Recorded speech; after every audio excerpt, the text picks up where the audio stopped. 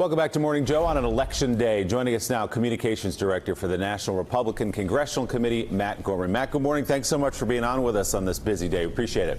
Thanks so much, Willie. So let me ask you got a great jobs report from the president's perspective and from the country's perspective on Friday. It seems like that would be front and center, and yet you have the president out on the campaign trail yesterday and on Sunday talking endlessly about this caravan and trying to motivate people out to the polls. Do you believe the caravan is a threat to our national security? Well, first of all, let me say we've talking about both. The economy is a front and center issue for us.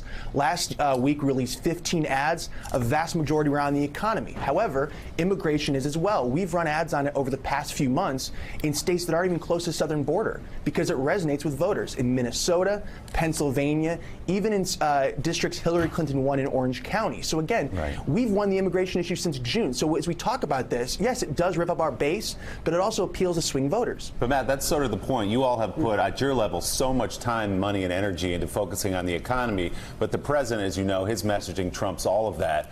Do you wish he'd focus more on the economy and less on the caravan? Well, I think he has. But again, there's so many more issues. It's the economy, it's immigration, but we're also talking about candidate-specific records, whether they support single payer, whether I know there's a couple candidates out in Virginia or in Pennsylvania who have espoused anti-Semitic views.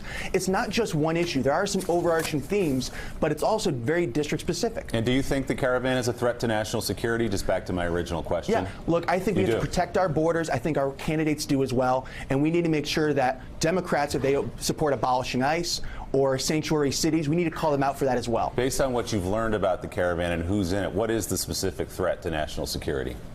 Look, I think we always have to be aware of who is coming to our borders. We have to secure them. That's something we've talked about. But what about in this specific group? What's the threat? Look, I think we have to be sure we know who's coming into our country, and we have to know that our borders are secure. And you think sending troops to the border is the right play? Look, we're not a policy organization.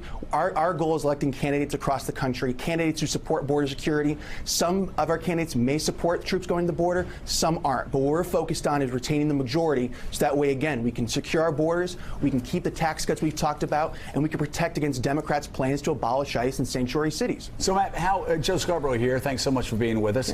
How do you think it's going to turn out tonight? Any predictions?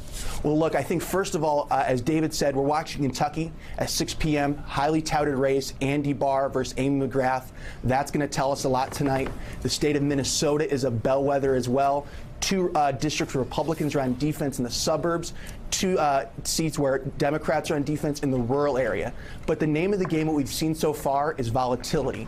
We've had to make some small investments into seats that lean Republican, as we've learned in special elections, to prevent some surprises.